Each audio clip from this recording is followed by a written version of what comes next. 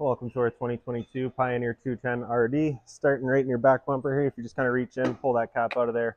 Inside of the back bumper, you're going to find your sewer hose. Take note of those two ears and the adapter here. It's how you're hooking it up to your sewer system. And the hose itself, once fully extended, is about 20 feet long. Just keep it stored in the bumper back here to help keep any sort of stench out of the unit, keep things a bit fresher. Kind of just up the corner from there, they get that little cap, pop that out. That's your cable and satellite inlet. Coax cable plugs into there, fires up at your TV location. Couple of steps on the side to find the exhaust for your furnace. So if you're ever running a furnace, you just want to make sure it's not blocked off. It does get hot. Beside it, we've got your hot water tank. So you get that little keyway there. You're just going to pop it on open. All your controls for turning it on are just inside the unit. Before turning it on, though, you just want to hit this relief valve right there. You should be getting that shot of water coming out. If you're not getting any water coming out of there, there is a chance that it's empty, and you do run the risk of burning out your elements. So you just want to make sure it's full before firing it up. Once you're done, just locking it back down with the keyway. And again, just keeping in mind that this here does get hot as well. Right beside it is your short cord inlet. So as you pop this cap open, you're going to find a little notch in the bottom corner there. It's going to line up with this notch here. Press those in together. Little eighth turn will lock it down. You get the threaded collar in the back there to properly lock it into place. As you follow the cord back, you're going to find a standard 30 amp end. Most campsites will have that. You can just plug straight on in and you're good to go. We do also provide you with a 15 amp adapter. So if you're looking to plug in at home to charge your batteries or run your fridge, you got the power to do so. Right up above that is kind of the vent for your fridge here. So nothing really back there for you to worry about. It's just a service port. Ahead again, we've got your city water connection. So your water hose will plug into there, turn on the water, and that'll pressurize the lines throughout the unit. Right underneath it's your exterior shower. You just pull that tab down, you can pop it on open. Hot and cold water with a standard head and about a 3-foot hose that just pulls on out. Right, so if you got the dog out with you getting muddy, you can spray him off before he goes inside. Once you're done, just tucking that hose back away, kind of clicks back into place, then you lock her back down again. Stickers there signify we're right by your sewer system here. So if you just kind of push on that cap and give it a turn, pop it on out of there. You see it's got the same ears on it that your sewer hose had. It'll attach the same way, just turning it in, clicking it until it's locked into place. On the left is a gray valve somewhere.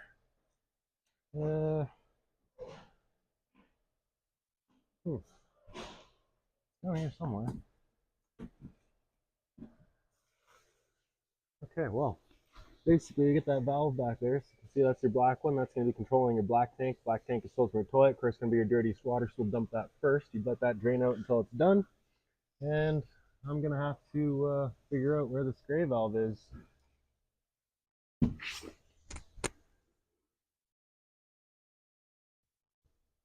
Oh, it's in the back. They've labeled it wrong. Okay, so right underneath your hot water tank, that's going to be your black valve. So this is the one that you dump first. Once that's done, you can then go to the front. That'll be your gray.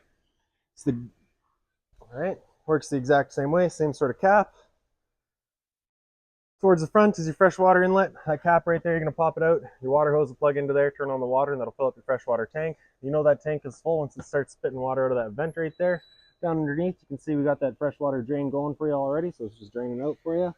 Easiest way to remember it, your drain has a little extension piece on it. The two pieces behind it are your low point drains. So as you open those up, they'd allow the water system to drain itself out. So if you're leaving the unit for a while and you don't want your water going stale or stagnant, you can drain it before you leave. This rod right here is where you would attach your stabilizer jack manual override to. So I'll just kind of show you that once we get there. Storage compartment, as you pop it open, you're going to see this bag here. That's your add-a-room bag. So we've decided to add that with this unit here as well. So I'll kind of give you a better look at that once we open up your awning. Right here's your water hose. Inside of the water hose, you're going to find that park adapter. So your 30 amp cord going to there, 15 to a standard household outlet, so you can run your batteries or charge your batteries or run your fridge. Battery itself is housed inside of this box right here. As long as you're plugged into that short cord in the back or your 7-pin to your tow vehicle, the battery is charging for you. These knobs, if you loosen them off, push them back, you get access to your propane tanks. For the video, I'm just going to pull this right off, and that way I can show you a changeover in the front here. You can see it's currently red and pointing off to this tank, so it's letting us know we've got no propane in the system and we're trying to run off of this tank. This tank's closed, so that explains why we got no propane. As we open it up, you'll see it go green. It's letting us know we've now got propane in there. If it were to go red while you got this tank open, it's letting you know this tank's empty. At that point, just flip over to that tank, run off of that one while you get this one filled. In front's your power tongue jack, light switch on the right, up is down, down is up. Sorry, other way around, up is up, down is down. Rubber plug back there, if you just remove that, gives you the manual override for that front tongue jack there. Your override jacks are going to be in this end of your compartment here. So this little silver one's going to be for that tongue jack up front. The long zinc one is for your stabilizer jacks. Your stabilizer jacks, typically you're just going to run off of this switch right here. So you get your extend, you press and hold that until it contacts the ground. Keep going until you kind of hear that load on the motor. Once you hear that, you'd stop. If you're to continue extending, you can strip the gear pack right out of there, which of course you don't want to be doing. Little T-latch right here, we just hold into the door, holds it open for you. All these little white clips down the side of the unit would also be for that attic room. Just kind of gives you a skirting that kind of closes off the under of the trailer from that little room there. GFI protected outlet resets just inside the unit. Underneath it's your cable and satellite outlets. If you want TV outside, you got the power to do so. Beside it's a black tank flush valve, so you may notice over time after having gone and dumped your black tank, your monitor panel is still reading a third or 2/3, whatever it may be. Typically it's just some debris inside of the tank hanging between the probes. So what you can do is take your water hose and plug it into there, turn on the water, open up your black valve, and that'll just flush out that tank for you, getting rid of any sort of debris that could be causing that issue. Straight up from there, you're going to find your 2 exterior speakers. Kind of right underneath the back one, you're going to find your stove vent. So just got that little flap there you're going to open up. Allows your fan inside to evacuate any sort of fumes. Once you're done, just closing it off. That'll prevent any dust from kicking up in there while you're out traveling. Switch for your rear stabilizer. And then in the back of the unit, you can see you get your tailgate storage system with your spare tire. And straight up from there is a pre-wired mount for a rear view or observation camera. So now we'll make our way inside of the unit here. Your assist handle just up 90 degrees and it'll fall into place. Then you can open up your door. Okay. Then you take this little blue handle here, pull it in towards the center. You can pull your steps on out. These little tabs there, if you push those in, you can just extend or retract your legs just based on your campsite needs. As we come inside, first things first, right on the left there, you get your fire extinguisher. That's standard. Pull the pin, point, and shoot. Kind of straight up the wall from there, you'll find straight up the wall from there, you'll find your monitor panel. So in the top right corner, there's your water pump switch. So as you turn that on, just turns on your water pump, drawing out of your fresh tank to pressurize your lines.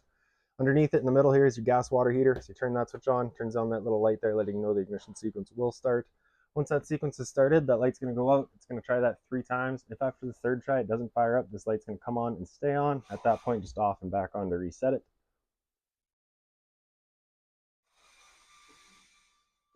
Super simple. You can hear the click of the igniter and where the flame. We know that tank is good. Water heater on electricity is just down in the bottom there. Turn that switch on, fires it up with electricity. Simple as that.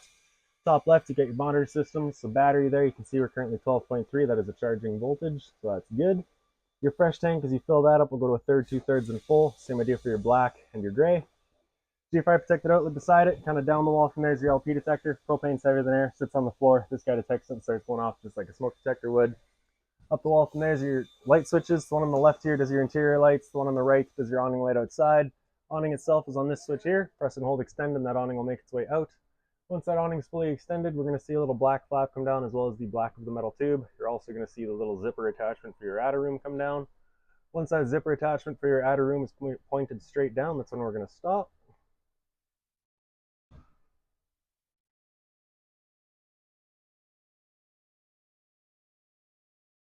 There's the flap, there's the tube, and there's the zipper, so we'll stop right there. Now for your attic room, you're basically going to have just a bunch of different panels that are going to zip up to there, kind of attached to it. You'll also have some end panels that will kind of Velcro to the front panels. And they attach to that top piece there, as well as to your ground. And then you'll have your skirt that would just sit into all your clips. If it were to start raining while you've got the awning out, it's of course going to hold water. So what you can do is grab either arm, front, or rear. You just pull straight down on it, and you can see that changes the pitch of the awning out at the head, allowing water to then run off. I do believe if you had your attic room set kind of not super tight, but a little bit loose, you'd be able to kind of do this with it set up as well. If you like that angle better, because it does give you more shade, you can do the same thing with the arm up front. Before you bring it back in though, you want to make sure these arms are back out straight and fully extended, just so you're not running the risk of bending them. Then we can press and hold retract, and the awning will make its way back in. Again, you're just going to watch to make sure that your fabric's over top of the tube. And the last thing to keep in mind with your awning is it does catch a lot of wind, so if you don't have that attic room set up on it, you're going to want to bring it back in as soon as you hit 15-20 kilometers an hour wind, just because you do run the risk of bending your arms. With the attic room set up, it does kind of stabilize it all.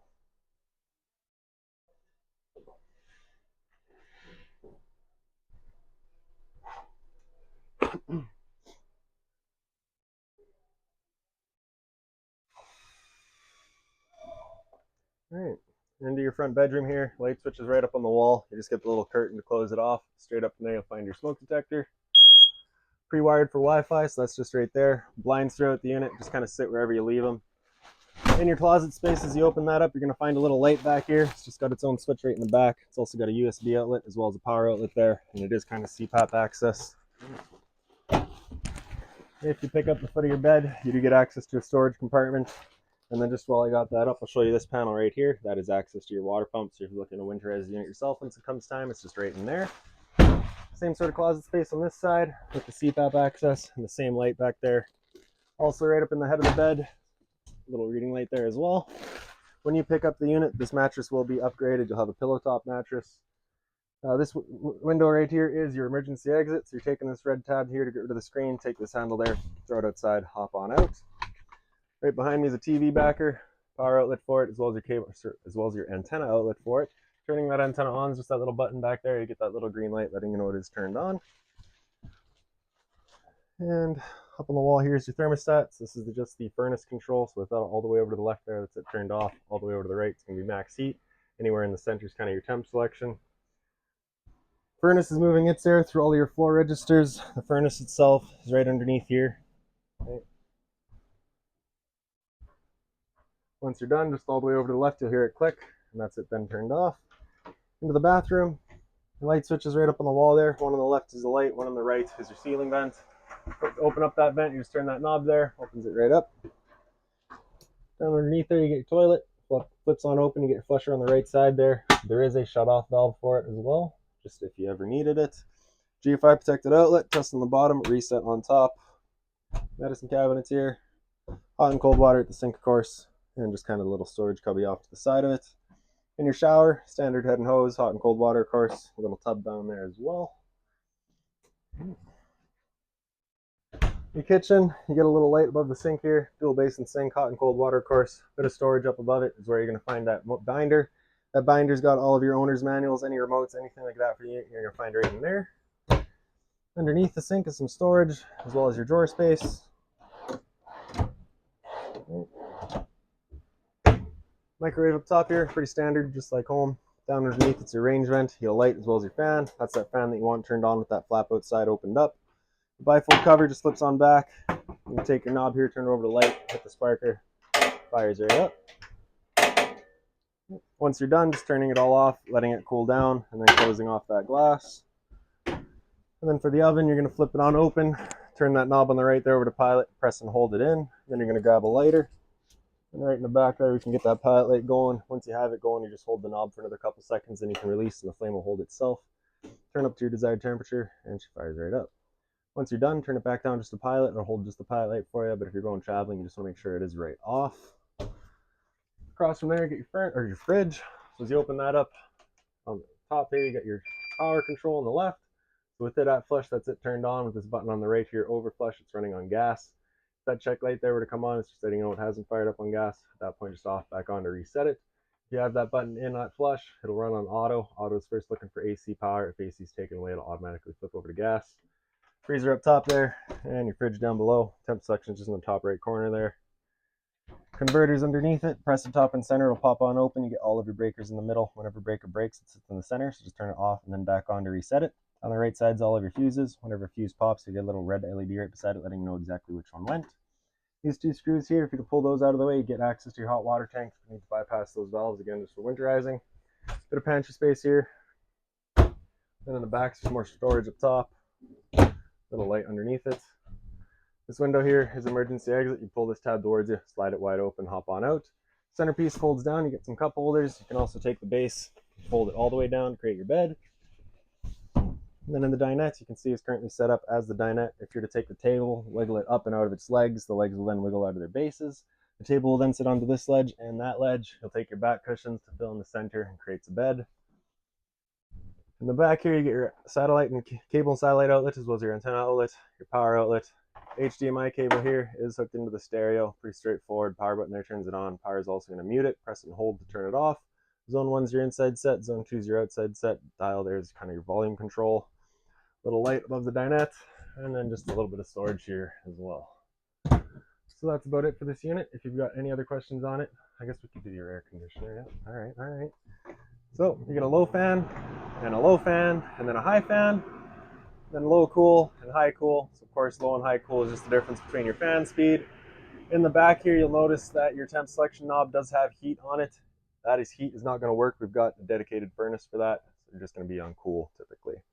Now that is it for this unit. If you've got any other questions on it, please feel free to give us a call, 204-237-7272.